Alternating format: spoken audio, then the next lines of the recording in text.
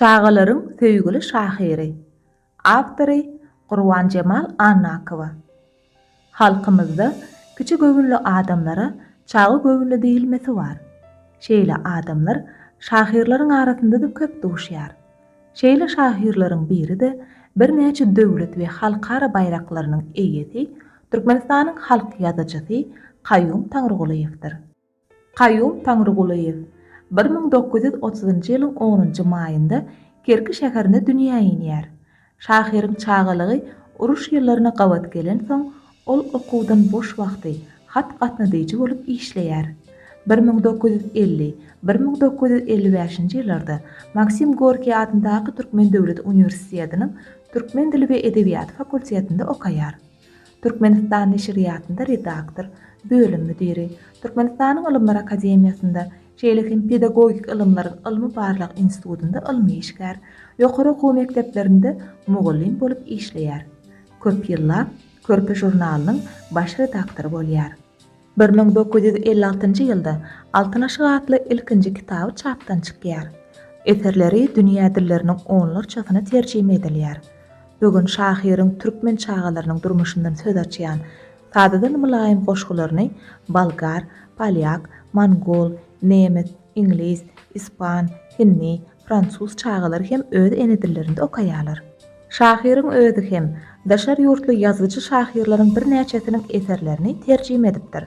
Olardan Rustaveliýanyň Gaplan derisine giren Pälwan, Ýerşowyň Küýkü taýçanak ýaly eserlerini, Michalkowyň, Bartanyň, Radariýanyň, Batsaýanyň, Raynisyň, Muhammediýanyň, Baruziýanyň, Akimiň, Bahrevskiýanyň goşgularyny mysal getirmek bolar. Qayyum ağa kompozitor Veli Ahmedow bilen bilelikde mektep okuwçylary üçin aýdym dersi boýunça okuw kitabyny da ýazdy. Qayyum Taňrygulyewň ady çağlar edebiýatyny öwrençi alymlaryň arasynda da giňden bellidir. Ol filologiýa ilymlarynyň kandidaty, dotsent, ýüzlerçe ilmi makalalaryň, çağlar edebiýaty boýunça monografiýalaryň hemde okuw kitaplarynyň awtorydyr. Çağlar edebiýatynyň aýratynlyklaryny, gündelik durmuşy, täsin wakalardan dogly çağalaryň häsiýetlerini, psihologiýasyna belet bolmazdan olary haýran galdyrýan eserleri döretmek mümkin däl. Çağalar şahyry bolmak öz boluşly jogapkärçiligi, bütün durkun bilen çağı dünýäsine düşünmegi talap edýär. Şahyr muňu dogly düşünüp işläpdir, döredipdir. Şonuň üçin bolsa gerek, ol çağalar üçin dürli janrda eserler ýazypdyr. Ol goşgudyr poema ýazsady, hekaýadyr powest deretsede eserini kime, näçe ýaşly çağa hödürleýändigini unutmaýardy. Bu döredjilik aýratynlygy şahyra tebii berilipdir. Ol haýlap alan ýoluny tüýs ýüregi bilen wepaly bolup, edebiýatyň haýsy janryna ýüzlense-de, çağalara söýgüni hemde olaryň täkidi dünýäsini goramagy esasy orunda goýýardy. Şahyryň neşir edilen eserlerinden has ýörgünleri Fil Mahmud, Keşdedeliň Ülkämide, Goşa Derep, Altyn Okara, Ýartygylygyň Şiirdagyň, Fil Mahmudyň Syýahatlary, Süýji bolýar ekip ýysan ýaly kitaplardyr. Bu eserlerine salgılananymyzda şahyryň watançylyk, tebigat, täk-säkmet, insanperwerlik, dost doganlyk ýaly temalary köp ýüzlenendigini görmek bolýar.